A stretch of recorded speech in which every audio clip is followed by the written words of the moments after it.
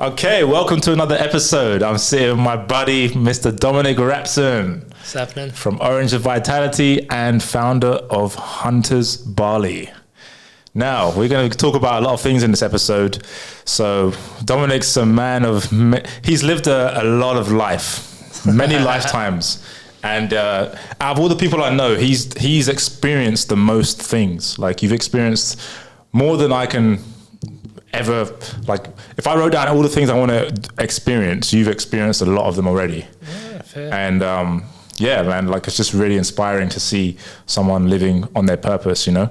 And that's why I want to bring you on, you know? So we can talk about all the things you've been getting up to, and you're actually younger than me, I think. You're a year younger than me, I think. I'm 32 this year in September. That's right. Yeah, I'm 33 this year. 33 this year. All right. Coming up soon, actually, right? Huh? Coming up soon, like May. Yeah, that's right. Yeah. Good memory. I remember because you were like the first welcome into Bali. That's right. Yeah, we met in England. Actually, we met briefly in Bali, and then you came to Brighton, and then we arrived in May, and it was your birthday like a few days after we arrived, and you kind of brought us into the whole family here. Yeah. It's been a wild ride, man. Like Bali 3 life. years ago. Yeah, it's like you came from England and now you settled in Bali. It's like, I always tell people from England, I'm like, why would you stay there? You know, like. Well, did you see the meme I put up yesterday? I was like, best things to see and do in England. And then it skips to an airplane. Leave. Yeah, it's not the life for us, for sure. Yeah, so first of all, like, I'll give people a little bit of background so we don't go into like too much of the nutrition stuff. I'm not going to go into the origins then. Yeah, so like, as far as I'm aware, you were born in Brazil, raised in England, right? And then you moved to Barbados. Yeah, so I have Caribbean ties. Barbados, as you know, once you're in England, you try to leave England. So I left England to the Caribbean. Barbados was where a lot of my personality and me as a man grew into what I am now. Yeah, so you're like, now you're a nutritionist, you do parkour, you do tricking, you do skating, spearfishing, boxing, surfing, biking. Yeah. Anything else I missed? It's been a lot as well from that, It was bodybuilding, mixed martial arts, bit of jiu-jitsu, bit of Muay Thai. Man, football, I've always evolved. I get bored of one thing once I get a certain mastery over it, and then I move on to the next thing, unless it's something that keeps captivating my imagination. You know? That's like my brother too. He's like that. Like he wants to just do everything and to a good level and then just move on. And he gets bored. So like he told me that he was getting bored with the music for a while. No way, already? Yeah, because like he's already like mastered everything. He knows how to make a song from scratch in an hour and a half. So it's like, what else is there after that? But it's kind of like you, right? Like you master something and you just move on because you want experience. Yeah, I want to master of none but jack of all trades. Yeah. But you can never really master anything fully. But you can get to a certain level where, a certain level of mastery where it just becomes easier to keep doing it. And then it doesn't really grow you or fulfill your character in any different way. So that's why I always look for things that are more challenging, that are either high risk or take a lot of hours of skill work to develop. And then that keeps me interested. And then until I've got that skill exactly as I imagine myself doing it, I won't stop. Like, I get addicted, obsessed. So add into that, we'll talk about that stuff in a second, but your values of what you say to me, which I remember, it's like etched in my mind. You're like, I want to die young as late as possible. I think that's like a brilliant place to start. Like, what does that mean to you? Yeah. What that means is that every skill, physically or mentally, that I attain now, I want to be able to, no matter what age, be able to pull it out and do it. So I want to be that 80-year-old that you're like, is that just an 80-year-old dude that just rolled by on a sports bike, dragging his knee across the round? Is that an 80-year-old dude that just pulled into that huge barrel? Is that 80-year-old dude that just did a kickflip over that? I want to be like that, you know? Because these are the things that make life worthwhile for me. Yeah. You know, without these things, there's not much in life. So if I can't do them at that age, I might as well be dead, because life has no meaning for me. It's all about fulfilling these amazing skills and getting better. And a good Well, a good example is when I took my friend Dylan. You know Dylan Warner, the yoga teacher? Yeah. He's famous for his yoga and his handstands and calisthenics, but he's also done so much in his life, and he loves to challenge and learn. And he's 41 or 42 now, and I took him skateboarding. Never skated before or anything. Took him skateboarding, and within one day he learned 3 tricks. Then a week later, even more tricks. And it shows that our whole idea of when we age, we're meant to slow down, it's meant to be harder to learn, our brain doesn't intake as much, it's not as spongy as it was when we were a child. I think it's wrong. It all depends on how you grow up and how you take care of yourself into age. Because I see like him, at 40-something years old, on a sport which is meant for very young kids, teenagers, early 20s, you know, you can break your bones, you can become more brittle as you age. He's strong, taking wipeouts like kids do, getting back up, and his brain is getting this calibration and just able to do all the tricks with his feet and just pick it up. So I find that that's the prime example. If you're 40, 50 and you're still able to have this coordination and learn everything, you're aging well. It shows your brain is healthy and young. Mm. Where do you think that comes from for you, though, the drive to experience as much as possible in life? I think it's just adventurous upbringing. Mm-hmm. Obviously, mother, father, she was also doing a lot. Father as well, my brothers, and wherever I went in the world and lived, I adapted to what I could do, and I never sit still. And for me, sitting still is when I need deep rest, whether emotionally or physically, or I'm injured, and then there's a lot of rest there.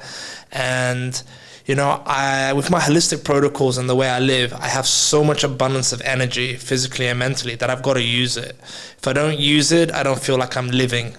So for me, it's always like that. And it's always been, I have like a fixation in my mind about a certain look of doing something. And that's what I chase as well.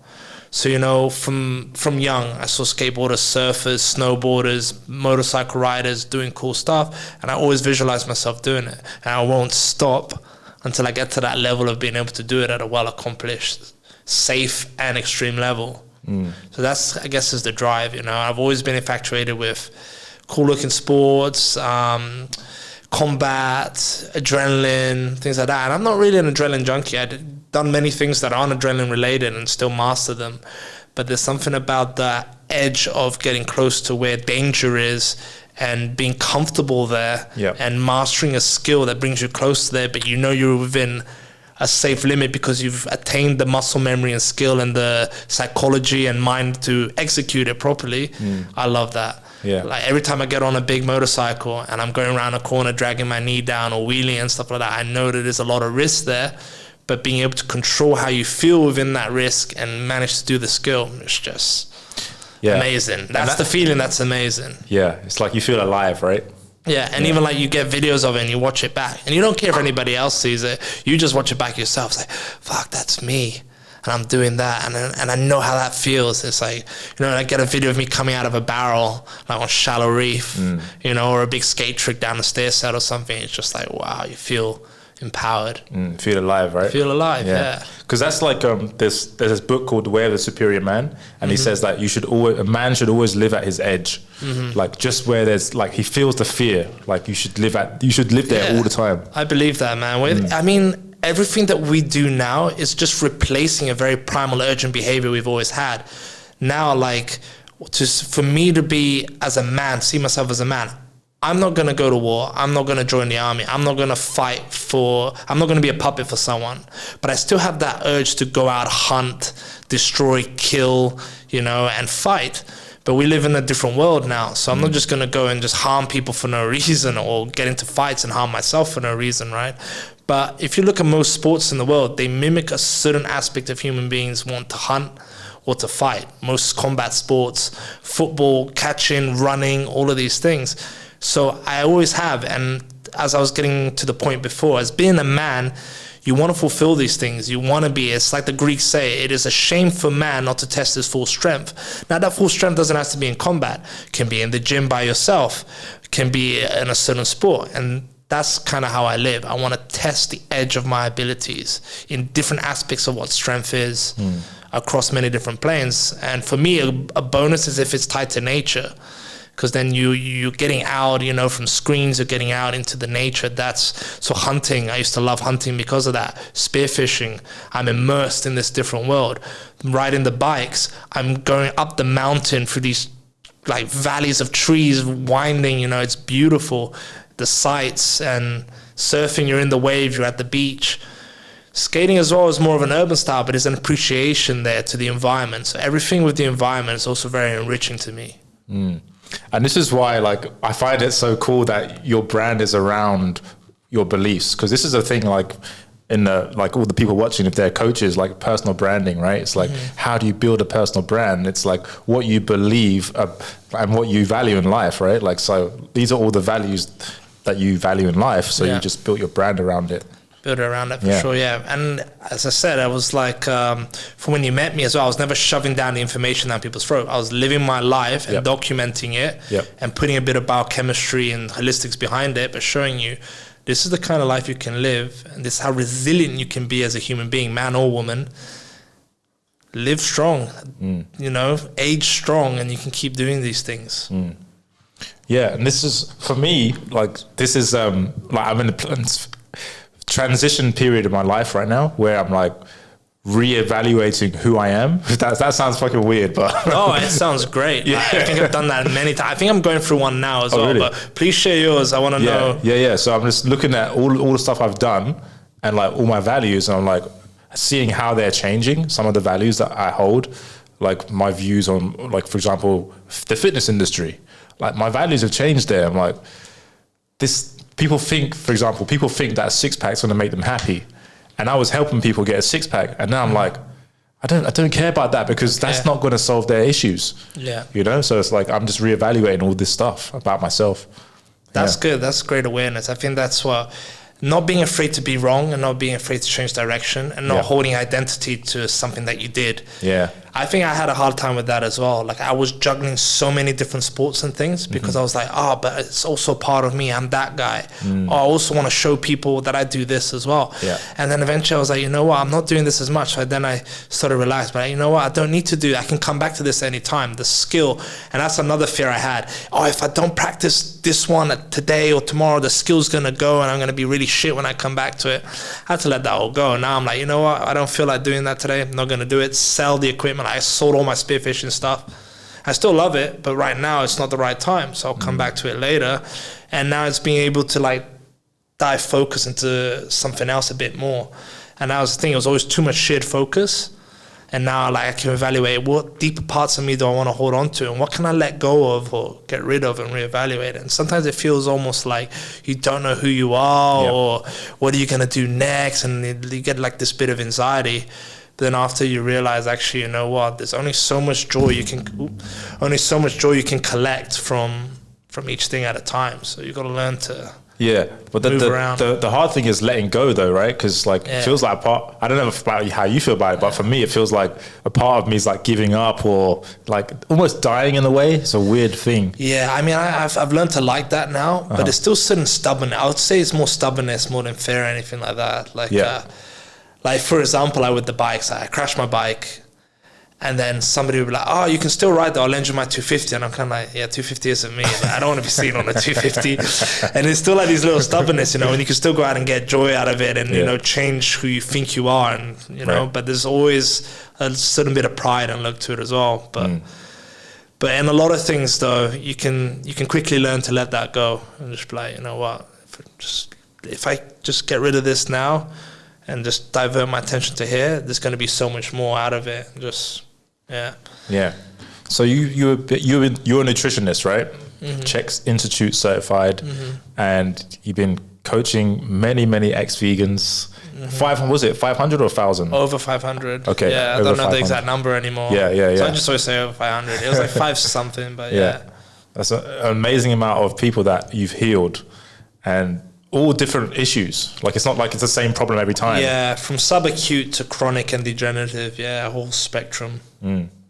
And so that is, for me, that's an amazing wealth of knowledge that you have had, like just in your experience as well. Like, you studied, but of course you experienced. Like, you went and lived with tribes. Like, you've had the in the field experience. Kind of like what's that guy's name? The book Western Day Price. Oh, Kinda yeah, like yeah. you're that modern day Nutrition, Western Day physical Price. degeneration, yeah. Not to the extent he did. I would have loved to, man, back in those days, traveling around. But yeah, just small bits of experience here and there that definitely shaped a lot of my understanding of the world and people. Yeah. What were some of the tribes you went to, just for people listening? So Bedouin is the one I always tell most people, because most people have heard of them. But Bedouin, between Egypt, Jordan, all along there was amazing. That was probably the most enlightening one, learning about fasting, seeing how these hardy people travel around the desert, taking care of their goats and camels. Gaelics were also amazing. People have forgotten about the old Gaelics of the Scottish Isles and northern Scotland, still living in and around monasteries, sheep and oats, and a lot of fish and crustaceans from the cold water around there. Then we have so many, and like in Brazil, we have so many different bloodlines of different tribes. I grew up in Brazil, so in and around different situations there as well. Anywhere from Mato Grosso all the way up to the borders of not the borders, but the edges of the Amazon as well as a kid. And what are the ones I'm thinking of? Arawak as well, which are the ones that travel from like Guyana and the Caribbean, the old Arawak Indians. And they have a rich history around the Caribbean as well that most people don't know about. They're amazing tribes there. So I had friends that were part of the tribe but still lived in civilization as well. They were the bridge between. And I believe that's it. I wanted to do Siberian tribes, and I wanted to do Inuits. But the amount of training and resources to get there was a bit challenging. That's something I've always wanted to do. Maybe I still will, even though nutrition is not so much of my passion anymore to keep studying. There's also many tribes in Africa that I would like to do as well, like the Hansa and things like that. But yeah, I don't know. Many people have gone there now. It's actually got blown up quite recently. A lot of the doctors that we looked up to as well have been there. Yeah. What were the key findings that you can think of, like looking back, like the common denominators throughout all the tribes that you found? Yeah, well, they all hunted. Yeah. They all ate animal products, and they all depended on animals, whether they hunted them or they were domesticated. So that was the main thing. They all followed nature's rhythms. And very simple. Some were stronger than others because of the amount of meat and dairy they could consume and the amount of work and labor they were doing. But even into old age, they were very hardy people. Like even their elders were still lifting stuff around, still riding horses, still taking care of things. They were still looking very, very strong into their old age. And to much of the misconception, they still lived the same amount of time that most people in civilized places do. Yeah. So, but the difference is an 80-year-old in a city is just barely walking around, and their 80-year-olds are still hunting and lifting things around. And then when I went to, not even tribal, but when I went to places like India, I noticed that a lot of the people there were highly unhealthy, even though they had such spiritual practice, even though they had access to certain healthcare and such. If they were wealthy, they were still very unhealthy. There was still a lot of pre-diabetics, diabetics, obesity, and a lot of diseases and a lot of death from infection.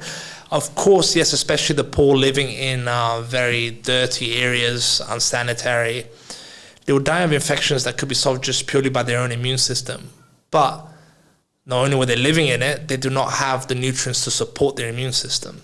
It would be a whole different story, I think, if they could support their immune system. So these are things I noticed. So you said about immune system. Like how do we support our immune system? Because that's a big topic right now. That's a big topic. With obviously the COVID narrative, the last couple of years, and obviously yourself being a nutritionist, what's your take on this whole thing? Like in terms of building our immune system. I'm just going to say it simply and directly. Complete amino acids and fat-soluble nutrients, with the lack of processed crap and the lack of excess fructose corn syrup and just glucose in general. And I'm not saying glucose is bad. I'm saying the overusage of glucose to sustain life, not just provide energy. Providing energy is one use, but to sustain life creates a whole host of immune conditions, autoimmune conditions, and destruction of the immune system, and also the physical vessel, the cells. you need the complete blocks to rebuild, and you need them for detoxification. So yeah, that's my 2 cents right there. We can go much deeper on it, but the reason why a lot of these third world countries populations that are in poverty, the main reason why they are not surviving as long or doing well is because the access to meat is too expensive and inaccessible to them. But everywhere you go, it's the most prized food and it's the most sought after thing across all of these indigenous people. It's always the prized and most sought after thing. Only now in first world cities and countries do we realize that people are trying to deviate from that, and it's no longer prized, and all of the heritage, all of the indigenous ways, everything that made them human, everything that brought them to where they are, is being demonized or forgotten. And actually, as you're saying this, I'm thinking about when I first met you. It's like you opened the door to a massive rabbit hole that I didn't even knew existed. Because at the time I was just like in the fitness industry, you know, I was just transitioning to eat more meat. And then I met you, and then I just realized, wow, this is like a whole rabbit hole. Like, wow, this is crazy. Like, I can get most of my nutrients from meat. Like, I didn't even realize that. You know, I was telling people, oh yeah, you guys need to have whey protein powder every day to meet your protein needs. I used to say that shit. Same here. I started from the bodybuilding industry, and I had to unlearn all of it as well. I was vegan, as we've discussed many times in other podcasts and stuff. I went through all of it just to feel it out as well before I even started studying nutrition fully. You know, I'd studied it when becoming a personal trainer, the general crap. Then I went for the whole new age spiritualism, yoga, everything, veganism. Then back to hunting, ketogenics, started studying that, metabolic typing, blood typing, iridology.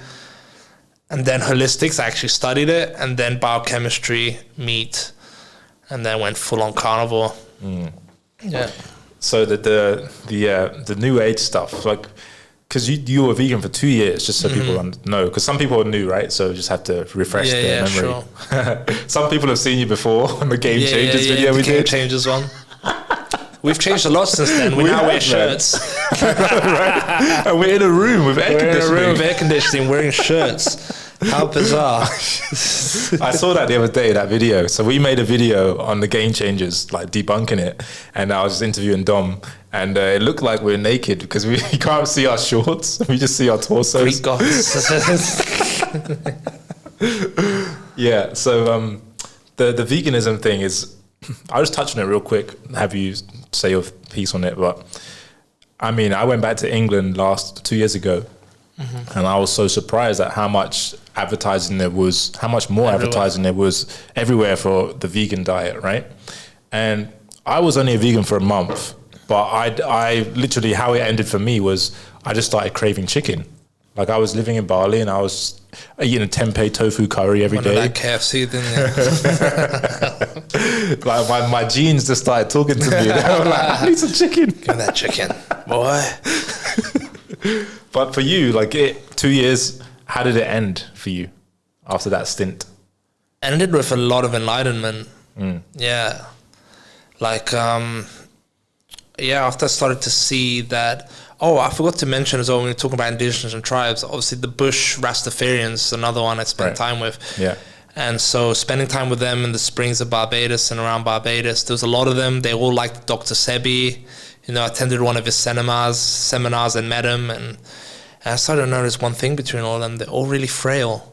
They all like look way older than they should be. All like gray haired, like really frail, skinny, all full of infections that they couldn't solve easily. But it was amazing what they did. We were living like they were building around a spring. So they made this spring and then they had the tents and they were like doing permaculture and growing their own fruits and stuff like that. So we were eating like straight out of the garden. But I just noticed like I was never satiated. I was losing muscle mass. I was never energetic unless I ate. So I had to eat all the time for energy to provide that glucose. Hormonally, I was down. So had no drive for sexual activity. What else? Skin used to be breaking out all the time. What else? I feel digestive discomfort, irregular bowels. Hair and nails were weak. I was anxious and high-tempered. So all of these things. And then I eventually came off and I started eating fish and a bit of chicken as well. And I was like, wow, you instantly back to life. And then it changed. And then it took me a while psychologically to go back to eating meat. I had all the empathy and everything issues that was brainwashed into me, you know, along with all the Rastafarian stuff as well. And I was just like, Then I eventually go back into it. Did you lose any friends in that transition back to meat? Because you were vegan for 2 years, so you're hanging out with all these people that are also vegan, right? Were they? No, not really. A lot of them became clients later down the line after I'd moved a long time ago. Well, I lost a wife during this process. But after that divorce and everything, moved back to England, rebuilt myself, worked with a juice company. So started learning about juicing and everything as well, and raw foods. And then I was like, all right, this is still not good. Then started my company, and then a year later, after the results were coming through like crazy and I started getting known for it, these people from Barbados eventually got in touch and worked with me. One of them was actually, he's a therapist, physiotherapist and massager, masseuse, and he had like really bad like psoriasis all over his hands and feet. He worked with me and they cleared it. And then more and more people started working with me. Oh, so people that are listening, like autoimmune issues, that's like one of your specialties, right? Yeah. And it's interesting to me to see how you treat people with autoimmune issues. And it's always specialized, right? It's not like one size fits all. Yeah. But there's psoriasis, sorry? Apart from the meat. They're all on meat. Right, yeah. But that's the thing, from the outside looking in, just from talking to some people in Bali, they're like, oh yeah, Dominic's the meat man. Yeah, he just gets your meat. And I'm like, no, that's not just, it's deeper than that. Yeah. But from the outside, it looks like that, right? It can be. I mean, I even had like cocky clients here in Bali as well that, you know, like they get the program and they don't even read it or do the holistics. They just start eating a shitload of meat and then that's it. And it's like, no, there's so much more to learn. I'd say 80% of it is holistics, 20% is nutrition. But also like the meats I allocate depend on the autoimmune. Is it seafood based? Is it high fat, high protein? Yeah. So someone listening, this is something that I have to tell people because they're not aware of it. Of course you are. You're in the industry. You're an expert. But a lot of people, for example, psoriasis is also a well-known autoimmune issue. But people are like, they just go to the doctor and he gives them cream. Yeah, steroid cream. And that's the extent of their knowledge of how to solve that problem. Yeah. But it's way deeper than that, isn't it? Yeah, way deeper. I mean, we're looking at a lot of organ dysfunction. Mitochondrial dysfunction is the biggest thing. Most people are metabolically sick, which comes from the environment, comes from the way they eat over a long time. And these things take 10, 15 years to build up sometimes, depending on how sensitive the person is. So there's a lot of things you've got to undo in your general lifestyle practices to enable your body to recover. So basically, people like us, like we don't really heal people. We create a space that allows a person to work through it. That's pretty much it. Because the body heals you, right? The body does it, yeah. Nobody can claim they heal anything. But you create the space and you teach the person where it's required to create space or to fix the current state of things. Then they just need time. And then some people, like, that's the thing I always had, which discouraged me from doing nutrition as well. You give them something a month long, and you tell them, like, this is for life, though. Just because I'm giving you a month structure doesn't mean you do it for a month and stop. You know, you're paying for something that you're going to learn for life, and that you need to, once you've learned it, you need to have the critical thinking to then carry it on until you get the desired result. Some things aren't going to change in a month. But once you do all the steps to adapt, to introduce, then you've got to carry it on, and people also don't understand that. There's a few things there. I think it's like trust and building the habits, right? But mostly it's like the trust, like trust in, oh, this is going to work. Like if I keep doing what Dom says, this is going to work, right?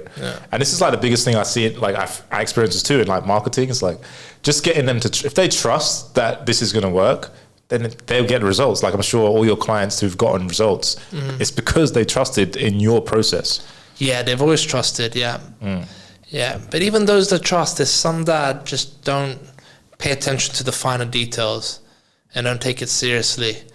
And then they're just wasting time, and then I don't really want to work with them, you know, because they're not actually putting in the work. So they just expect you to lay out a magic pill or an answer for them when you're giving them something that they need to learn and actually intake.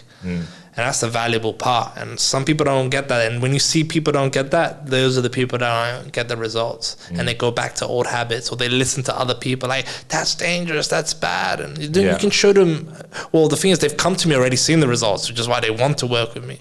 But they, along the lines, they just don't intake and they don't fulfill. And is that would you say that the main reason why you decided to veer off that now? Because you're still doing that by a high end, right? Yeah, I was doing a lot before. I was doing hundreds a year, and then I just got tired of being blamed for certain things, people not taking it seriously, wasting my time, and it was never about the money for me. So I don't care if a client paid £1,000 and then a month later they're like, I slipped up, I don't do this, can I just pay you again to do another month? I'm like, yeah, you could, but all you're going to do is buy me another motorbike, but you're not really fulfilling me either. Like, I want you to get the results and share the result. Yep.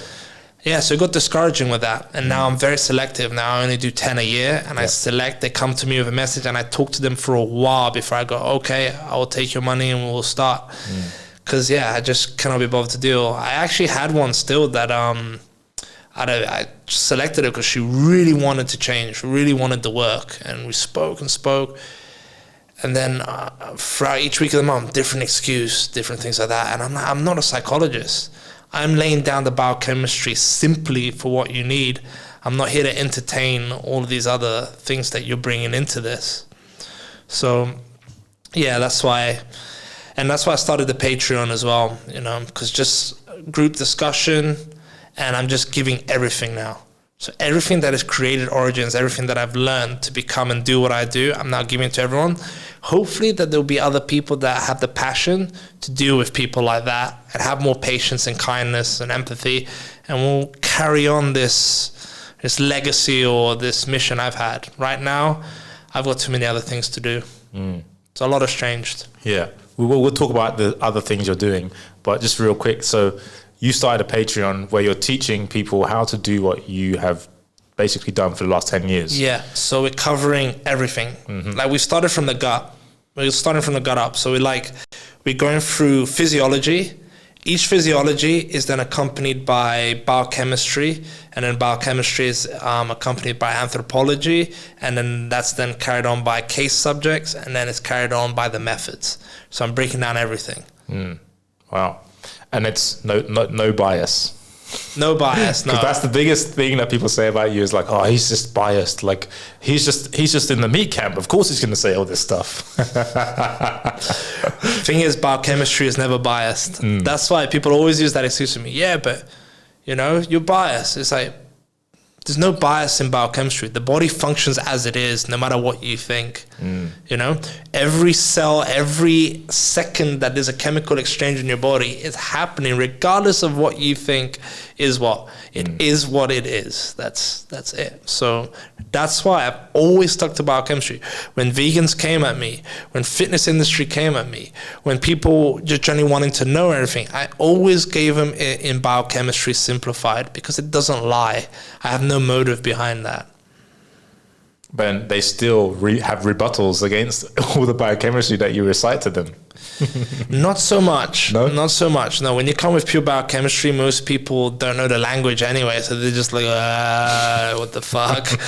And then they go and read it and then understand it over time, and then 3 months later they come back and they go, yeah, you were right, sorry. And that's what usually happened. 2-3 months people would come back like, oh, you were right, I looked into it deeper and read. It's like, good. So with the 10 people you accept a year, like, what kind of issues do people need to have to be able to work with you in that capacity if they wanted to? So at the moment, obviously, I love working with professional athletes or very high-level athletes that are trying to achieve something. So I still take those on the performance. Yep. But at the moment, I am working with a few neurological disorders, like motor neuron diseases. I'm also working with some psoriasis. Actually, I just finished a client with psoriasis. And what's the other one I'm working on right now? There was someone else as well. Fibromyalgia. That's a big one. That's a big one. Yeah. Yeah, that's me at the moment. Awesome. And how long does that take to resolve that? Is that just case dependent, or is there like a window? Well, which one? For example, fibromyalgia. Ooh, that one can sometimes never fully resolve, depending how far the person is. My aim when I work with such people is, especially with the neuron motor diseases as well, I think I'm saying that right, I can't remember right now, is to try and gain a few steps forward rather than, so like for every step back, at least 3 steps forward for them, stop them from progressing the disease quickly, because it's always going to progress in that sense. I've never had the experience or read any case subjects of completely reversing it. So when I work with these kinds of people, it's just trying to make their life now as enjoyable as possible and regain as much strength and allow their immune system and the nervous system, the nervous cells, to rebuild as much as possible. So it's difficult. This is months of work. And that's why I only take 10 a year, because I need to dedicate months to these people. And they're serious, because their condition is right in their face every day they wake up. So they have no excuses. They don't give any bullshit. They're like, I need to know what I need to do. Why am I doing it? How is it done? And these are the kind of people I work with.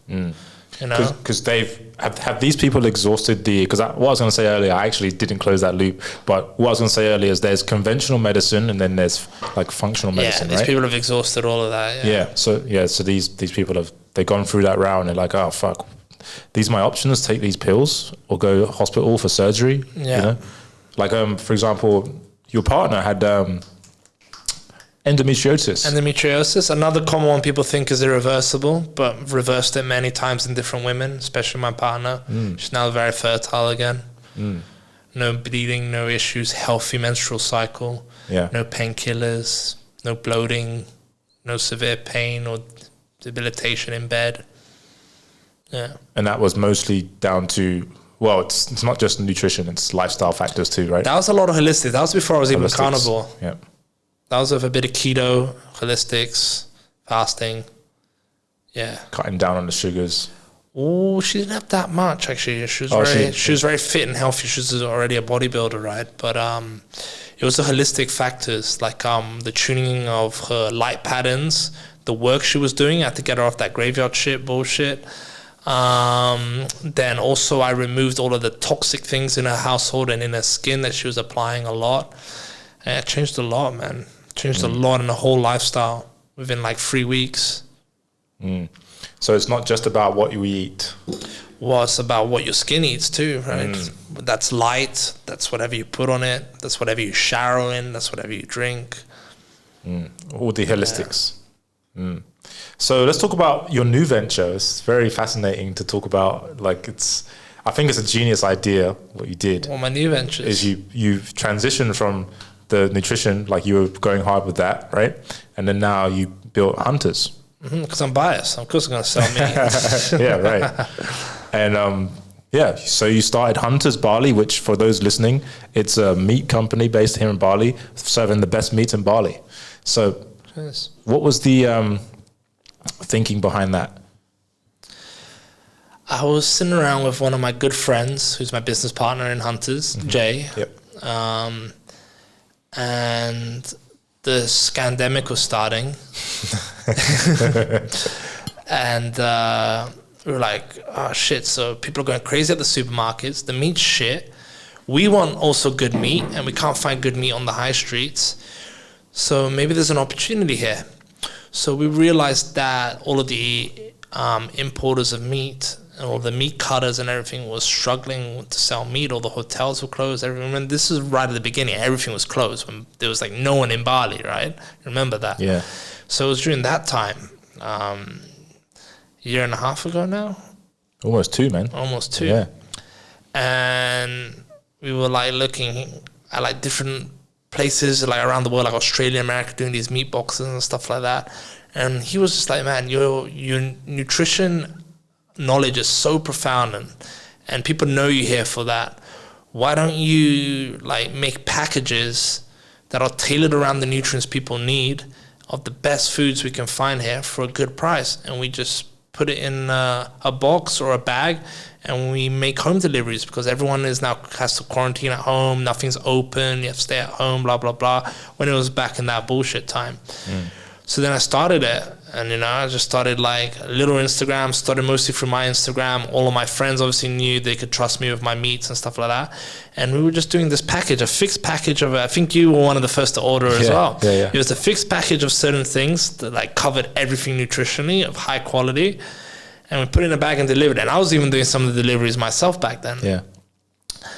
And now we've grown. Now we've got like a full website, and it's just about getting the highest quality premium meats from the best cuts coming in from all the suppliers, putting it all in one place at an affordable price and delivery to your door. And the whole thing was sparked from, obviously we wanted a good way to make money and was something that we loved, but now we really see it that the mission of Hunters is not just finding the best meat and selling it, like making it easy and delivering, because that was at the beginning, we're going to get all the meats that people don't have access to and sell it. But now not just that, not just getting this inaccessible meat, but like actually teaching people that it's really important to have these meats daily, but also like cook at home. Everybody in Bali is so lazy, always like eating out. It's like full of vegetable oils, full of MSG, full of crap, and you're paying a lot more when you can just have a nice meal with your friends and trying to bring that culture. Like, you know, you come around with your friends or girlfriend or dinner date, whatever, just slap some meat on the barbecue or on the frying pan, you know, under the stars in your villa or in your house, get everyone together. And I'm not sure if you've noticed that the recent marketing of Hunters, like on the stories and stuff, it's always been like a load of us guys just together. And I just take photos of it and videos of us just doing what we would normally do. We just get together at the end of a good day, like after a good ride up in the mountains or a good hunt or a good surf, slap some meat on barbecue, effortless and nourishing and, you know, healthy and good for you, you know. And I like that you got the knowledge behind it too. So you're actually educating your consumers as well. Trying to, Yeah. So people know, wow, like this is not just protein. Yeah. This is all the vitamins and minerals. Like, wow. You know? So we've gone kind of way. We kind of noticed that people don't really give a shit about that still. Yeah. They just want a steak. So they just want steak, but they want to know it's high quality, right. and they want to know that the nutrients in it are good and antibiotic free. This is what we search for. So antibiotic free, grass raised, grass family grains finished, organic, no crap added, living a fulfilled life, you know, for the animal until it's time for it to fulfill us. And yeah, so that's been more talking about that and just talking how getting together with people to eat meat, it shouldn't be demonized. It's a good thing. It's not over masculine or whatnot. Women and men come together and feast on meat. This is a healthy, good lifestyle. It's tribal. Yeah. And so we've gone more towards that, you know, trying to get, and obviously we bash a lot of the vegan stuff for laughing on the stories and stuff, and provide a bit of information. We share a lot of like Sean Baker, Paul Saladino, Liver King, getting people to understand, look at these guys and look how they're trying to make it normal again to eat meat, and look at the state of these people that do this as a normal thing, eating meat every day, you know, getting together and having barbecues or just eating a steak by themselves or every day, or eggs and bacon every morning. Look how normal it actually is, and look how normal you look and become as a human being when you do that. The biggest rebuttal from most people, like this is just, you've had this, of course you've had this many times more than me, but they look at my plate and they're like, you're gonna get a heart attack soon if you keep eating like that. You're gonna get a heart attack soon if you keep bothering me like that. Like obviously we do talk about that a little bit. We put up some of the studies, but I've given up now. I don't even bother, because either people know, and if they really are that foolish, then I'm like, okay. Like, come on, everything's laid out there. There's loads of Instagram accounts now. There's loads of studies. There's loads of pages, websites, doctors talking about it. If you really haven't looked a little bit in any of these encyclopedias on the net, you're an asshole. You're not really trying to understand. Until people want to know the how instead of just the why, they're not ready. So. It's a hard one with that. So I usually, I don't really bother with that kind of people. If you're still telling me you're going to get cancer and heart attack from eating steak, then you are so far gone. It's unfortunate. Like, it's all been debunked. It's all biochemistry there. Yeah. It's all anthropologically there. Yeah. It's all there in holistics.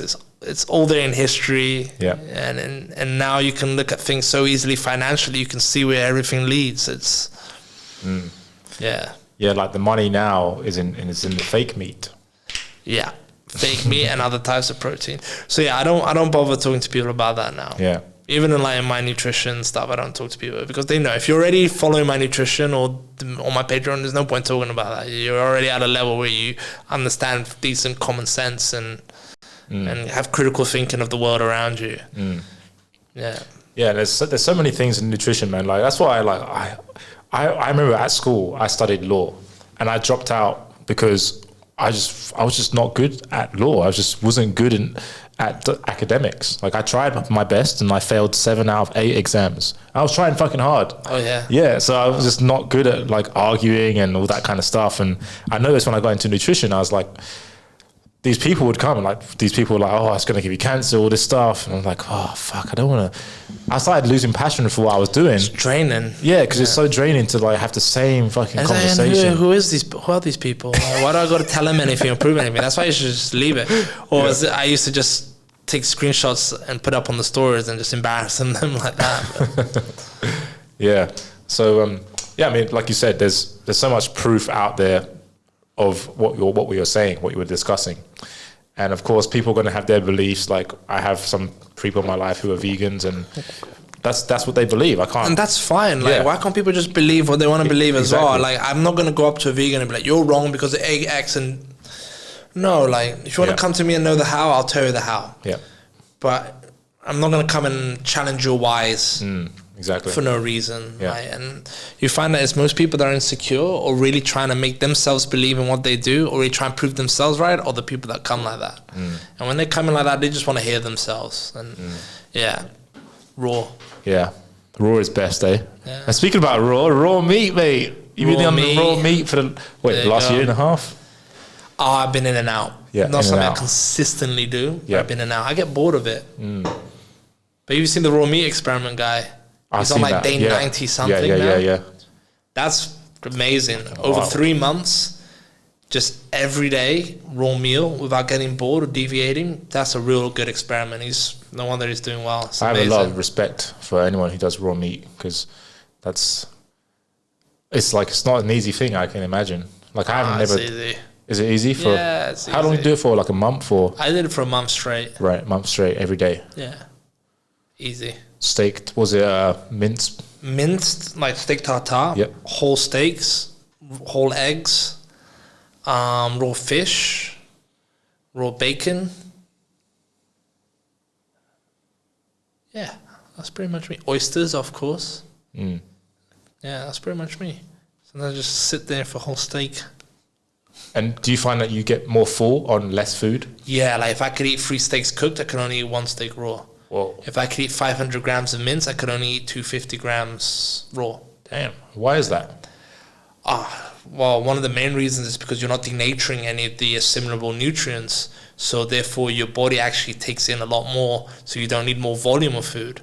So you get full quicker. Because being full, satiation, is only depending on the amount of nutrients you need for whatever stressor of your day and whatnot. Yeah. So when you eat the meat raw, it's actually more assimilable nutrients. And you don't denature any of the water-soluble vitamins as well.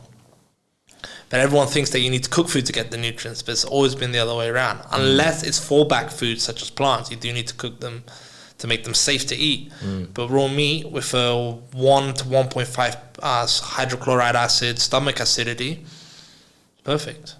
Yeah, that's the thing that most people are not aware of. Like myself included before, when you told me that you're eating raw, I was like, you're going to get ill, bro. Like, I wasn't thinking that, but like that was like a thought that happened after the fact. I was like, yeah, no one gets ill because actually certain bacteria need heat to activate. That's why, like chicken, you can eat chicken raw, you won't get sick. You can have eggs raw, you won't get sick. But the moment you heat it, but you don't thoroughly heat it enough, pardon me, it's like chicken. If you leave chicken raw in the middle or slightly raw in places, but you've heated it, you get sick because salmonella actually needs a bit of heat to activate. I see. So a lot of these bacteria are like that. Because bacteria need a certain amount of heat to grow and multiply. They like moist and warm environments. So you either got to cook it enough that you kill everything, but then you're also killing the nutrients, or you leave it completely raw and don't activate it at all. That's why you see us like eating, or some guys, I never did a whole chicken, I've done bits, but whole raw chicken, fine. It's completely fine. Also, the metals in fish are stick in the body after heat activation. Without heat activation, they process right out with the selenium of the fish. Right. So that's why it's best to eat oysters raw, because they're high in selenium, which detoxes the mercury. Yeah, that's what you told me before. That works the same too. Yeah. So fish in general, raw. Right. That's cool. So you go spearfishing. Like I remember we went spearfishing. Well, you went I can't say we. You were cheerleading from the boat. Yeah, exactly. I was a cheerleader from the boat with all the girls. That's a good trip. But you guys are just playing cards, chilling around there, like slaving away. Having fun, of course. Yeah. But I remember, because I was with Mike, me and Mike were on the boat, and then you and Johnson went on the boat. And you came back, and you had three fish, one big squid, and then 2 other fish. I forgot the names of them. And me and Mike felt like such bitches. Really? Yeah. We were like, oh fuck, because he felt even more like a bitch because he was with his girlfriend, and she's Russian, and in the Russian culture they like look to the man to do everything. Get my fish. And she's like, Mike, can you do that? He's like, no. that was a good funny. day. I didn't know that side of it. Yeah, because I was telling Justin this too, like our friend, mutual friend. I was like, man, like that day, like I just felt like, fuck, that's a real man right there. Like Dominic, like fuck, he could just go out in the ocean and get fucking dinner. That's get my dinner. That's the feeling you have as well after you do it. Like you're conquering an environment. Your brain has been made up of all that fat, all that marrow, all that DHA. It's become so intelligent that you can adapt to any environment and get food in it. That's epic. What do you think about hunting? What's your philosophy on hunting? Because this is something that I've never really dove into, or asked you at least. About. Philosophy of hunting? Yeah, like the act of going out and killing an animal, like the ethics of that, like all that kind of stuff. Like, what's your take on that? For me, I find it's the best way possible. Obviously, it's not achievable by everyone right now, but I think for those that live that life, it's just so enriching on the body. There's something about getting the animal is a bonus, and it's a survival bonus, but the being in that environment and what it does to your eyes and your glands and your brain, it's so enriching. That's why hunters have such amazing eyesight, and me as well. I have such sharp eyesight and so much focus on one area, because that's how we're designed as hunters, which is actually a bad thing in a lot of sports, like motorcycle riding, being fixated on something. But being able to, especially in spearfishing as well, not just the jungle or the forest, being able to see a little bit of movement or something from far away, or identify a species, or identify where it's gonna be and it coming through, is such an amazing skill. It's so enriching to the body. And that's the fun bit, the tracking, the putting yourself in the right position, knowing the behavior. And all hunters, more than any vegan, love and understand the animal and the environment way more than any vegan. You ask a vegan about a deer or some kind of animal, and they can probably just say a short brief that they would find on Google. You ask a hunter about the animal, he can break down its complete ecosystem. He can break down everything about that animal, how it behaves, what it does, when it's going to do this, why it's making a certain movement or sound. And that is the beautiful thing about hunting. It's your freaking love for understanding the environment and being one with it and not disturbing it. Only at the time where you need to become the predator do you make yourself a disturbance. And sometimes if you're very good, you don't even. The animal passes away without even knowing you were there. And I think that's way more ethical. You're going into its environment. You're putting in the work. You're putting your soul and spirit into that environment. And then you're going and taking 1 or 2. That's it. And that feeds you for months. While within those months, they've reproduced many times. And like one large venison or moose, especially a moose, or let's compare it to a cow for most people, can feed a family of, let's say, a father and mother and 3 kids. It's an example that's used a lot. Can feed them for 6 months, nose to tail. That's just one animal. That's amazing, man. When I first learned that, I think you told me that actually. You're like, 1 cow can feed a family of 4 for a year or something like that. And I was like, damn, I had to look it up. I was like, holy fuck. Yeah. That's crazy. Just one. Because that's the whole argument, right, with vegans is the death of the animals. Yeah. How many animals are you killing? And now they don't even think about that. So that's just food-wise. Yep. Now think about the leftover materials that are inedible. but create fabric, glues, different parts of the different industrial things, different pharmaceutical things. It has so many uses. Majority, I would say 95% of the things we use come from animal byproducts. It's amazing. From shoes, clothes, different, so many, I can't even name right now. I had a chart with all of it on. You wouldn't believe the amount of things that are used from a cow after the meat's taken. Wouldn't believe it. And even like one thing I found that I like about it, especially like more primal hunters like Adam, for example, you know, the amount of things that you can use from an animal in survival to make tools to get more animals is amazing as well.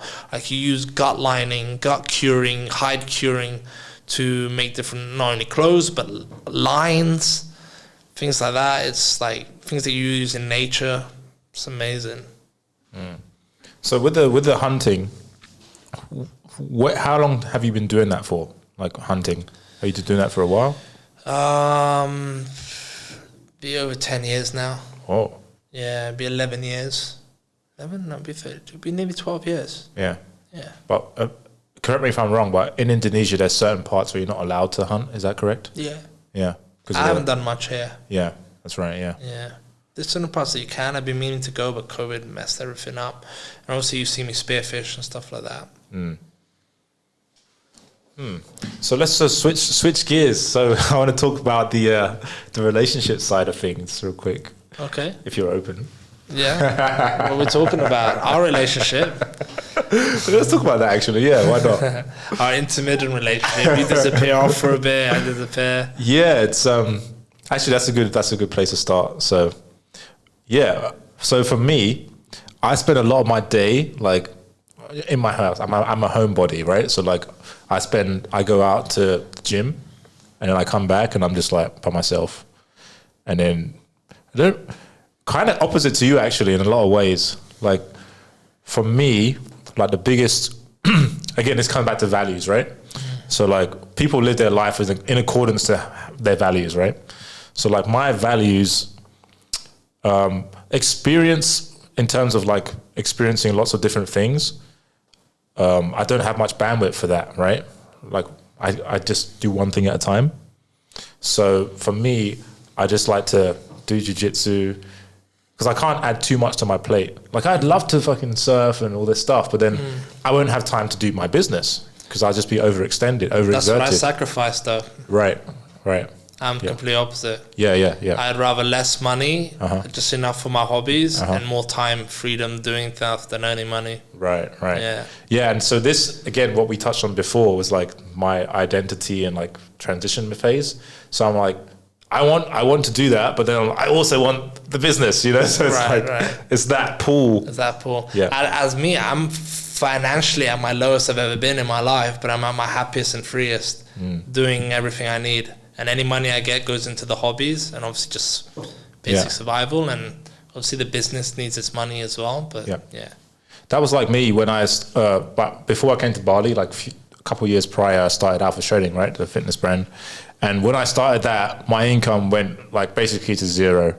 When you started it? Yeah.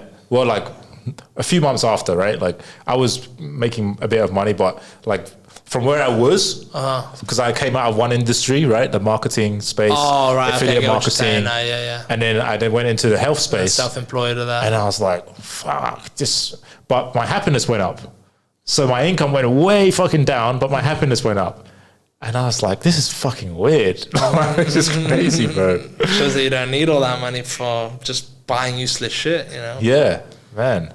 Yeah, it's such an interesting thing, man. Like, so that explains like how I spend my time, you know? It's like I'm a bit of a weirdo when it comes to studying about like emotions. Like we're sitting in this office now and on the board is like, that's not my writing, but it's all like emotional shit, like inner child, fucking boundaries. Confidence, experience. Like there's a bit of marketing on there as well. Okay. But yeah, like all these books, like I study a lot, right? So that's actually one of the things that I experienced. That's good. It's a good phase to go through. I went through a phase of studying a lot as well. Yeah. Studying a lot in business. Yeah. Yeah, they go through phases. Yeah. And then now I'm like, all right, what do I want to experience more? And just just the things I want to do, actually do them. Because I remember you said once we were hanging out, you're like, just do it. Just do the things you want to do. Or something like that. Just do it. Yeah. But I think for a lot of people listening, that comes very hard for them. Like they know they want to do these things, but I got a job or, I got this. Yeah. And they make excuses for themselves. Man, I've had jobs as well, and I still did everything. And I didn't even get fired from some jobs because I just went and did the other thing. And it's like, it's okay, just trust in yourself, If you have certain skills or value, people are always going to hire you. But obviously, the idea is to be freer than that. But just trust in yourself. Like, if you're fulfilling what you want to do, you'll be fine. I found that as long as I stay true, with passion, without stepping on anyone's toes, without being an asshole to anyone, things always align the way I need it to. And that's no new age spirituality bullshit where, you must manifest what you want in your life. No, you don't manifest. You go out and fucking do it. Yeah. And if you fucking go out and do it and live it, things do line up because you're creating them to line up. Yeah, exactly.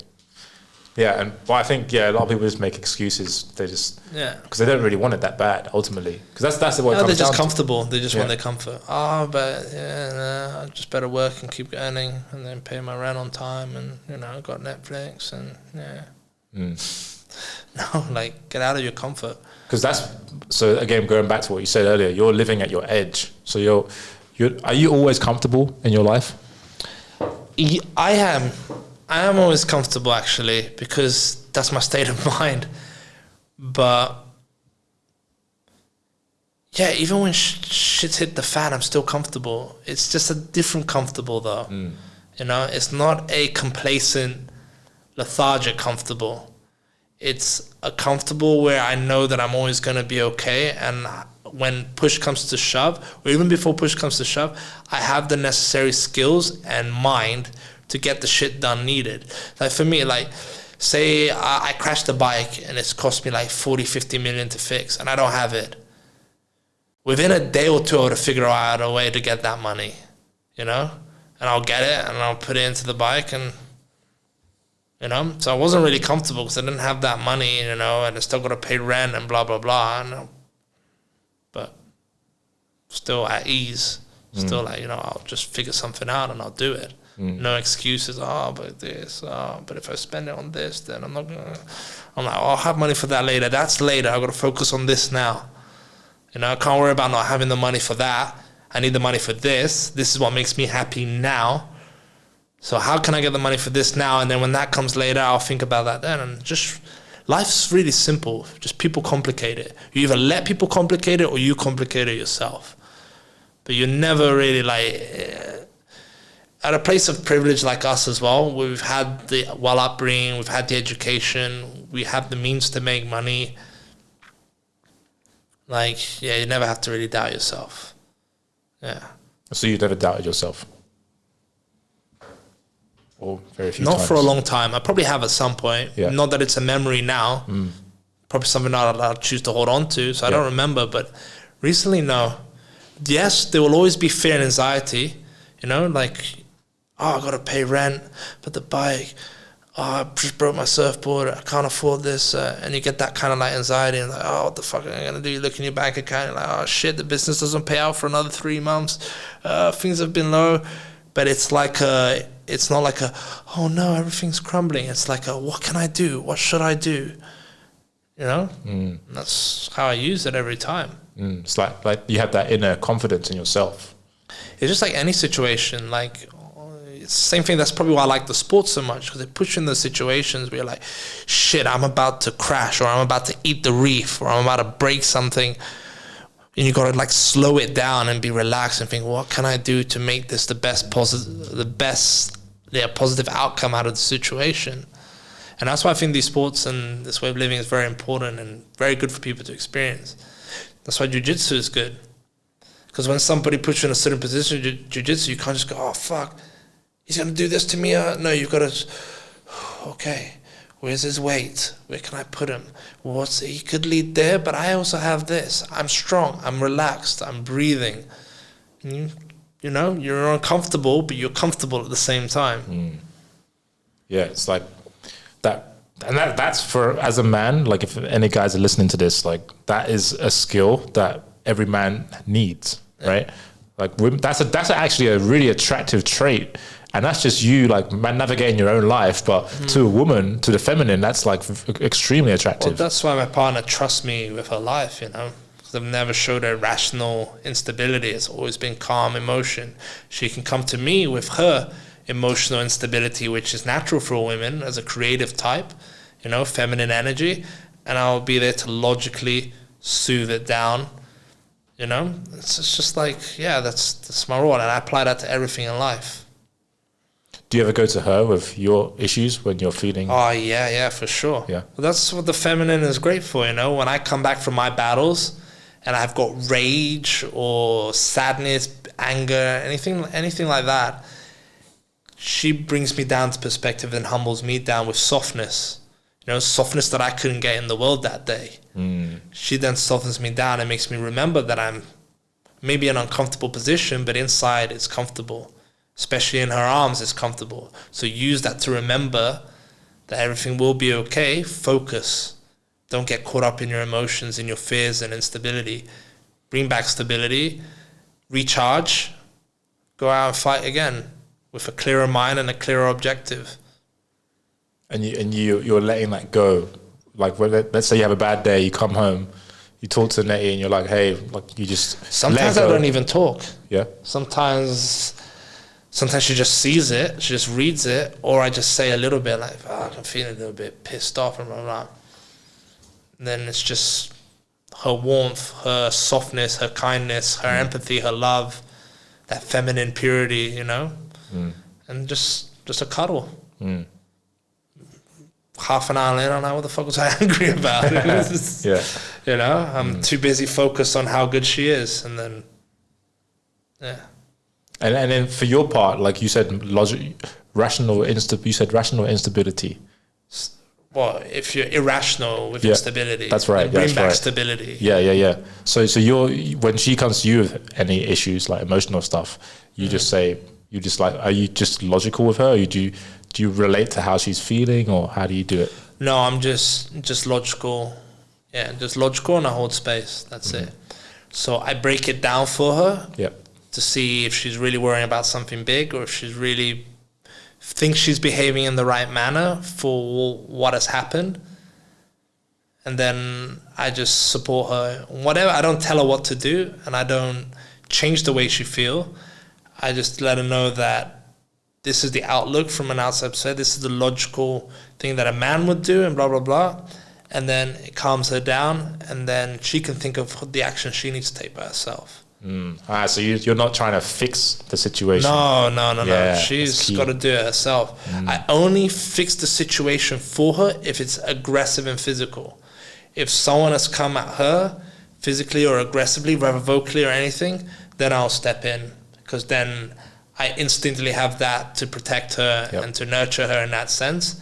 And because I know what she's made out of, I don't expect her. She can herself. Like, I fully trust that she can use her own aggression and stuff, but I don't want that side of her always. So I step in and protect her a lot and that kind of stuff. Yeah. That's really nice, man. Like, that's really powerful for most men listening, because for me, I'd always try and fix like my past. I'd always try and fix the situation, because that's how I was raised. Like I just explained to her about the situation and let her figure out what's wrong or what's not wrong, and what should be done and what can be done, and just to relax about it. Be like the guy, like uncomfortable but comfortable. Yes, the situation has happened, but why are you thinking of shit that you think might happen? That's a story you're creating. Focus on what's there. How were your actions in that moment? How did you feel in that motion? Is it okay? Can you do this? No. If you can do that, yes. And if you can't do this, does it matter? No. And then she starts to think for herself, well, yeah, you know what, right, yeah. And then she goes and deals with it. Yeah, you're helping her like come to her own conclusions herself. Yeah, just giving her, just letting her know that she's okay. Yep. I was like, but did you die? You know, like, just bring it back to logic. You know, and then they get into they can use their emotions with the logic to then figure out. Yeah, as I said, the only time is like if somebody's come at her viciously and made her like retreat and she can't face it, you know, for whatever reason, Like if somebody attacks her or is very spiteful to her, then like I lose my shit, because like you're fucking attacking something that is just so pure and beautiful, and I understand this. So how I don't understand how somebody could do that to her. Yep. Then like I go on the full offensive. Like I have no mercy or tolerance for someone that does that. And then I go up, I find the person, and I'm like, rah, like. And that's the only time I solve an issue for her. Yeah, you know? yeah. But that's like every woman listening to this probably like, yeah, fuck, I want that in my man. Why doesn't my man fucking do that for me? I mean, different guys, right? You know, like she knew like from the beginning of our relationship what kind of guy I was. Like I'm soft and loving and calm, but I'm very serious, and I do have a temper. And yeah, she saw that side, and this is something that she liked, you know? Like the first year of our relationship, we had a lot of battles. We were arguing a lot because she didn't feel safe with me yet. So whenever I said something directly and logical to her, it hurt her feelings, and it made it feel like I was putting her down. And we had to have a lot of conversations and work between this. And same with her. Like I still didn't fully trust her yet. So there's sometimes she'd say something in a certain tone or emotion, which felt like she was trying to dig at me. And that would make me go, wait, what the fuck's that about? And then after that year of really understanding this and talking about it and getting through it, so easy. And then she knew what kind of man she had. She had a man that was going to go out and do everything that was meant to be done, you know, self-reliant, self-sufficient, warm and loving when he needs to be, and she's protected. And then she knew that whenever I said something to her, no matter how bad it sounded, it was out of love and care for her growth and her way of being, and vice versa. And now, like, our communication is, like, ridiculously good. We can say anything at any time in any way, and it's never taken personally or to hurt. It's always like, okay, I needed to hear that or whatnot. And we just do our own thing now. We just read each other. When one needs support or not, we just read each other and we just tell each other everything. Wow, it sounds like a really healthy relationship. And it feels like it, man. And I see it from the outside looking in as well. Like, I mean, just knowing you personally. I appreciate that. It looks like a very healthy dynamic you have. It's so easy, man. Like, it's so easy. Yeah, that's the thing. It's easy, but it's not like so relaxed that it feels like we're just friends. We still got that intimacy and that love. You know, we still got that attraction and everything there. And it's because we are attracted to what we saw in each other from the beginning for our morals and values that we saw. She's independent, strong, but soft and loving and caring. So I can trust her to go out and do her own thing, to think for herself. And I can trust that when I come in, she'll be there for me and I'm all loved and stuff. And same with me. Like, she knows that my physicality of a man will be there only to protect her, never used against her. And she knows that my logical side is there to help guide. And she trusts in the masculine and feminine. She doesn't try and be masculine, and I don't try and be feminine. You know, I can be loving and soft, but it doesn't mean I'm being feminine, you know. Yeah, absolutely. And she can be independent and strong, and doesn't mean she's trying to be masculine. We understand each other's roles, and we don't argue between each other's roles, you know. Yeah. And, you know, sometimes I'm fucking lazy, and I'm tired from my struggles, and she doesn't mind cooking and still washing up and stuff like that, you know. And then once in a while, I'll, you know, she's tired, I'll go and cook and wash up and stuff like that. And we just take care of each other. It's no like... That's a really healthy dynamic, man. Like, it feels like it, man. I was married for 9 years before, and I now look back on that relationship, I was like, so unhealthy. I mean, that focus and stubbornness and dedication I had as a man was used the wrong way. I learned a lot from that. Yeah. What do you mean in the wrong way? Too much aggression used towards the actual partner. You know, like, it has to be done this way. We're going this, we're going that. I'm doing everything and blah, blah, blah. No trust, no letting her learn or holding space for her. It was just like, just leading. And that's just too much. Too much aggression, too much. But I was young. Didn't understand that. Wasn't a man yet. I was just a boy. So how did you learn how to, you know, dial that back and not take the aggression out on your partner? I just looked back through the whole relationship and understood where I was completely wrong. Although as much of it was a lot her as well, and she's the one that ended it badly. I'm not going to go into that story, but I looked back and I said, I don't ever want that again. And then I spent a year by myself, and I met different women, towards the end of that year and got into a relationship, and then straight away realized signs and was able to see things more clearly and was not afraid of being alone or rejected. So I was able to wait and make the right choices till I saw something in the right woman. And that time alone was really important. Reflecting, understanding, like, you can't treat a woman like that. You can't be that kind of masculine.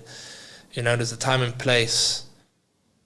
And then with Nettie, as I said, the first year, there was still a lot of it coming out back and forth, and we helped each other work through it. A lot of arguments, a lot of fights. When did you realize that, just for people listening, because I know the personal story, but I want to ask this for people listening. When did you realize that Nettie was the one that you want to, you know, invest more time into? After 3 months of being together, I broke both my wrists at a calisthenics tournament. And she did everything. Like, she was just on point. Like, just fully took care of me. She was in town on her own, like, sorted everything out. Then drove me back to hers, moved me into her apartment, only knowing me 3 months, moved me into her apartment, took care of me. I had both hands in the cast, fed me, rolled my joints, cooked for me, like, bathed me, brushed my teeth, dressed me, drove me around everywhere. And I was like, wow, like, you know, for a woman to, and she was still working 2 jobs and training and getting on with her life at the same time, you know, and putting up with my shit. Yeah. And I was like, wow, this is solid. Like, this is a fucking woman. Like, this is a serious woman. She's got her shit together. She lives on her own. Which doesn't mean anything really, but, like, she's very independent is what I saw. Very strong-willed. Also has that stubbornness that I like, that character. And yeah, that's when I was like, you know what? Like, I'm going to put some time into this girl. First things first, I'm going to make her self-employed. I'm going to get her jobs. I'm going to solve a lot of her issues. So I saw it like a project as well, you know? And I want to really get to know her, and I want to travel with this girl. And she was just a simple English girl from the countryside, never really traveled, never really done much in comparison to what I think is doing much. So obviously she's done a lot, and I was like, as soon as my hands came out of the cast, got her self-employed, got her, like, jobs doing her own thing, like, which was in the mobility, started her business, and then we were traveling every few weeks. Every few weeks, I was like, we're going to go here, and I was just planning all these trips. I took her all over Europe, took her all over everywhere, and then moved her to Bali with me. Yeah. What a story, man. Yeah. And then that's when I met you guys in England, in Brighton. Yeah. That was what? Fuck, that was a long time ago. We were living at Hanan's then as well. So that was just before moving to Bali. Yeah, that's right. I went down to visit you at that house. Port Slade. Yeah, right, and then I had the bone broth from was it her uncle? Her uncle made That's right. His bone broth, so good. It's so good. That's actually what got me into bone broth. That was the first time I tried it. Yeah. That was good. That was good, yeah. Fucking memories, man. Yeah. Yeah, so what do you think Nettie would say about you if she was here? I don't know what she would say. Yeah, it's an interesting question. I think she would say that I'm very serious. And I think she would say, I know she's very proud of me. She's proud of the way I live my life and what I do. She finds it very inspiring. And she'll also probably say that I'm stubborn. Yeah. But, yeah. It was a good trait, man. Yeah, that's what she would say. I'm also very stubborn. Yeah. I think it's a good trait. Yeah. I think it's a positive thing as well. Yeah. Because if you weren't, then you'd be like selling vegan crap. Yeah, interesting for sure. What would we be doing if we were just fucking pushovers? Yeah. But that's actually what I just want to share. Like, that's what I see in you. My perception of you is a man who knows who he is, knows what he believes in, and is living out life how he wants to live it. And from like, that's very powerful, because I think everyone's trying to get to that place. Like, everyone's trying to figure out who they are in this world, what they believe in, what they're willing to put their stick in the ground and say, I fucking stand for this shit. Yeah. And then this is what I care about. Don't care about that. I care about this, and I'm just going to do this. I think most men just want to be known for something, and I think that's such a waste of life as well. So many people, like, they'll spend so much time studying something or so much time working on something, building something, practicing something, just to be known for it. And for me, I find that's such a waste. Like, you know, like someone that spends their whole life in the gym just to prove something, just to teach something. I think life is to be broad. Obviously, you can get your profession and be specialized in something and make your bread and butter and stuff, but to not spend time on other things just because you're worried that you're not going to be the best and you're not going to achieve everything is a waste of life, in my opinion. I'm not saying that's right or wrong. I'm saying in my opinion. I have a lot of friends that do that. You know, I barely see them anymore because they just want to spend their one time doing one thing the whole time. And if I invite them, they'll never come out to try anything else. I find that's a waste. I find a man should explore so much. I find women should explore so much as well. Everyone should just explore, try something. Even if you're only going to try it for one day or a week, go and fucking try it. You don't know. Everything I've ever done, I never thought I was going to do it for life or for a long period as such. Like skateboarding, started it, just loved it, and then I started getting good at it. I was like, okay, this could be a profession. Never really fully pursued it. Left skateboarding for 10 years. 10 years later, came back to skateboarding and fucking love it. And I'm so glad that I did it before, so that now I can come back and truly still be able to do it and put more time and passion into it. That's how it is. Yeah, it's interesting what you said there, because when you studied nutrition, you were doing... Okay, actually, I should ask you a question. So when you were studying nutrition, you got obsessed with it, right? And then you just went down a rabbit hole. And then you just amassed this so much knowledge and experience, and you started helping all these people. So what was the motivation there? Was it, I'm going to make something of myself, I'm going to make Origins of Vitality a big name? Or nothing like that. Okay. Nothing like that at all. Because at the same time, when I started Origins, I was doing so many other things as well. Like I was hunting, I was calisthenics coach, and I was into calisthenics training, calisthenics tournaments, gymnastics, parkour, free running. So I was still doing a shitload of different things. I wasn't just going down the Origins thing. The Origins thing was just where I was passionate in a field that would sustain me. So the coaching, yes, brought in money. The content stuff brought in sponsorships and money as well. But the studying of the nutrition was something really enjoyable that allowed me to get paid for what I did. And my goal with Origins Nutrition was just to change the world. I didn't know how long for, but I wanted to change the way people thought of health and understood and thought could be done with health. And that was it. It was no real thing apart from that and monetary. That was it. And I didn't know. I didn't have a goal. I was like, I'm going to be the best. And even on my book, the first book I wrote, on the back, it says, to lend me your ears and your heart and fully understand, because I will not, I am here, I can't remember now, but it was something like, I will not get a PhD just to sound further convincing. The goal was never to reach the top of like level of profession. Just to do a freaking good job that I loved. And now look at me, after 10 years of nutritional studies, I'm bored of it. I'm passing it all down to everyone else in the Patreon, and I'm moving on. Was that an easy decision for you to make? Yeah, I made it 2 years ago. Made it 2 years ago and fully carried it out over last year. So you're just like, I'm done. Yeah. Because I no longer wake up thinking, oh, I want to study what the pituitary gland does. I woke up like that for a long time. Or, oh, I want to wake up how HIV acts in this and blah. Oh, I want to wake up and understand how Hashimoto's works. I don't wake up like that anymore. So that's when I knew, it was like, at this point, you're just overstudying things you already have a grandstanding of. At this point, you're just regurgitating and repeating yourself on Instagram over and over again. If you look at all of the accounts now, if you look at everything on Instagram, it's just repetition. It's nothing new.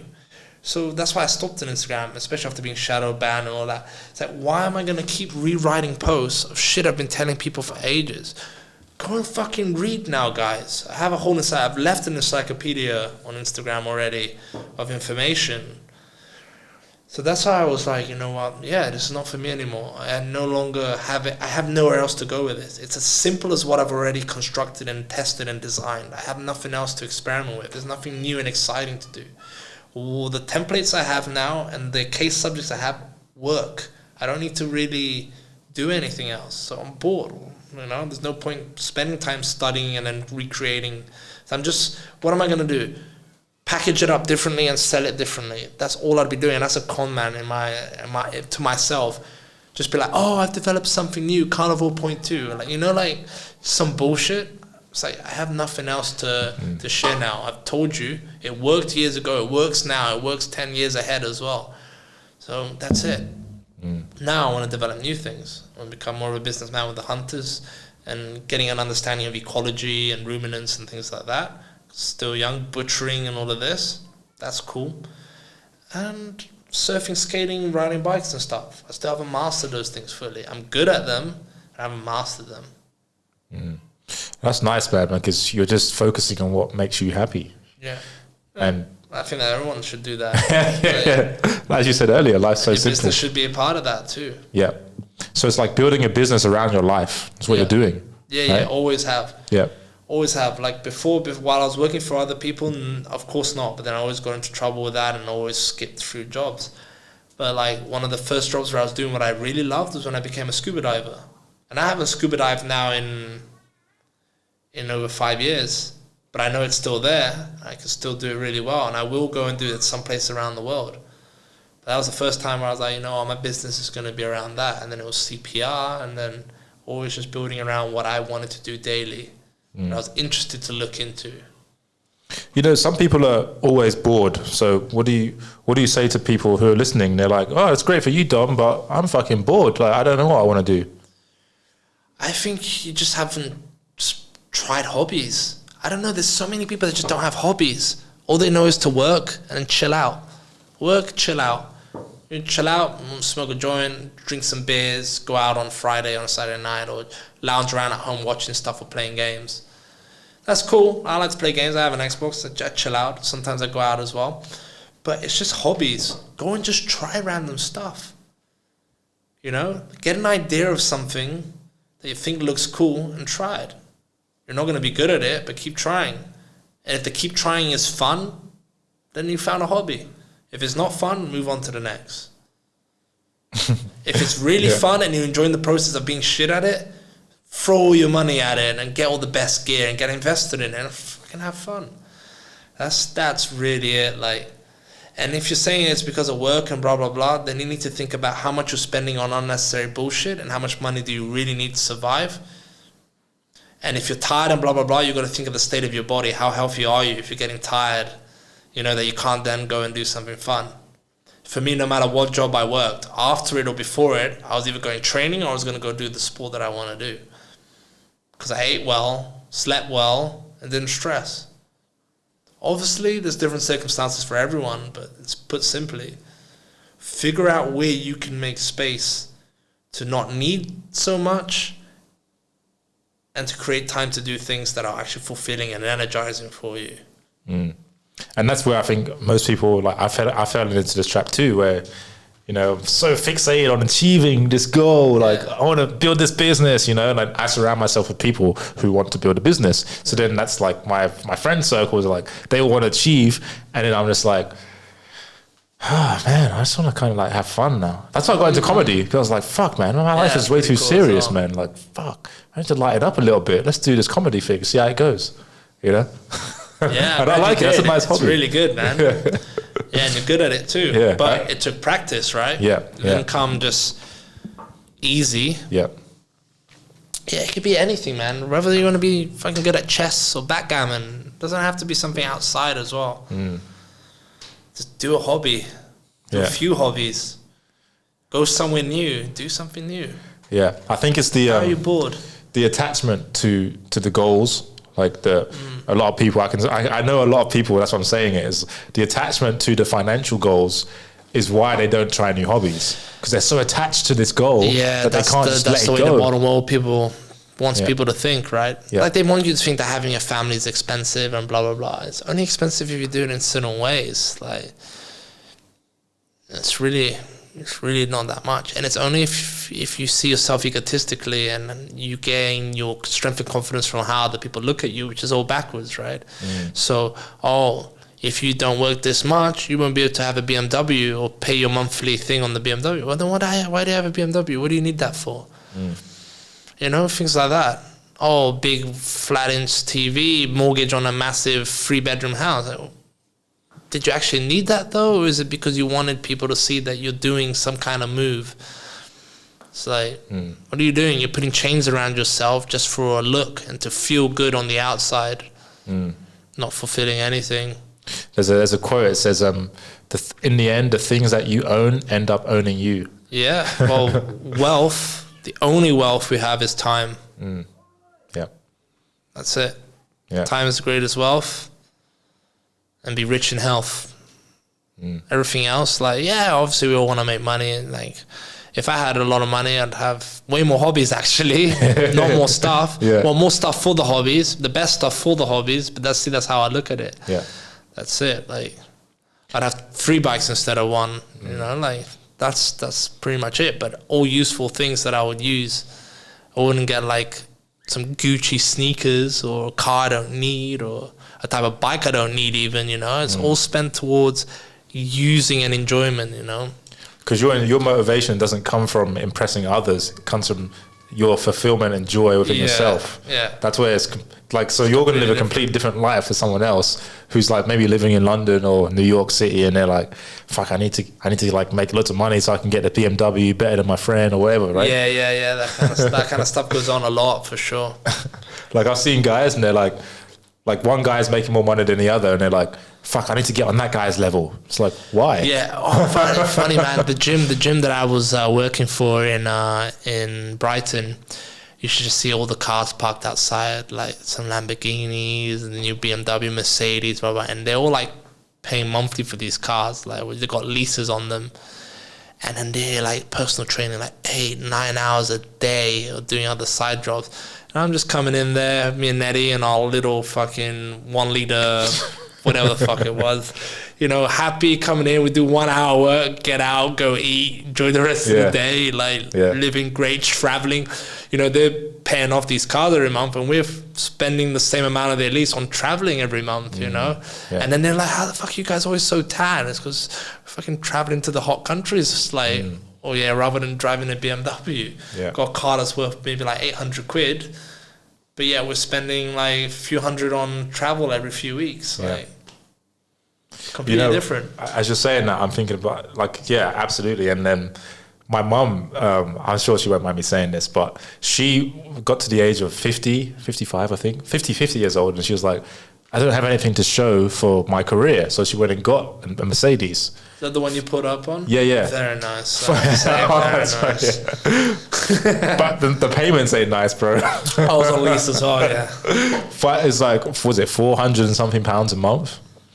And it's like, the paying that just, it's not really for the enjoyment of the car. It was more so that she could show off. Like her friends are like, oh, Pam's doing well, you know? So when they meet up for their tea and biscuits. Yep. It's like, oh, she's doing well. And it's like, that's not the reality, but that's what people see on the outside. It's crazy, right? And so they think that person is doing better than them in life. So they're going to, it's just fucking crazy. But now the good thing is she's now realized that car needs to fucking go. Oh, she has? She's like, life is short. Though, right? Life is short. I want to go traveling. Like, this is holding me down. Like, I need to get rid of this fucking car. Oh, sick. And I was like, but you can't tell people this stuff. They have to get to that. Feel it. They have to feel it themselves. But it's good that, you know, that happens. Yeah. Oh, good for her. Yeah, man. So, what is there anything that you want to share that we didn't talk about? Man, we covered a lot in this one. It's kind of how I thought this goes. Oh, it's pretty cool. Yeah. I don't know. You asked some really good questions to share. Nah, man. What's your philosophy on life? Oh, here we go. Another hour, guys. We kind of touched on your philosophy in the whole episode, but as you just in your own my words. philosophy on life. Wow, this has actually dramatically evolved over the last few months. Yeah. So I'm going to give it from my perspective as a man. Yep. Not one philosophy on everyone's life or female and stuff like that. Because I actually don't know what it's like to be a female. So my philosophy as a man is, I think that we should live a powerful life. So whatever you choose to do that in is to live a life where you test the full amount of your power physically and mentally. So your confidence, your robustness, and your vitality. My philosophy is that all of these things should be executed and done each step of the way, and just continuously growing in those fields. I think that the old masculinity needs to come back, and to be a man is something that should be embraced. I think too few these days understand what actual masculinity is, what being a man is, and the amazing traits that we have that can actually help the world. We know so much of our traits built the world, protected the world. Obviously it's been led astray by many, but to be a sovereign, strong, confident male, we need more of. And when these men can come together in the face of evil, it's like how Gavin loves that book. Oh, yeah. Hard times create strong men create good times create weak men, right? Yep. I think we have too many weak men now that can't even protect themselves. And this philosophy doesn't mean be aggressive and be assertive all the time and stuff. It just means go into yourself and explore it more. And on the outside, use this physical gift that you have.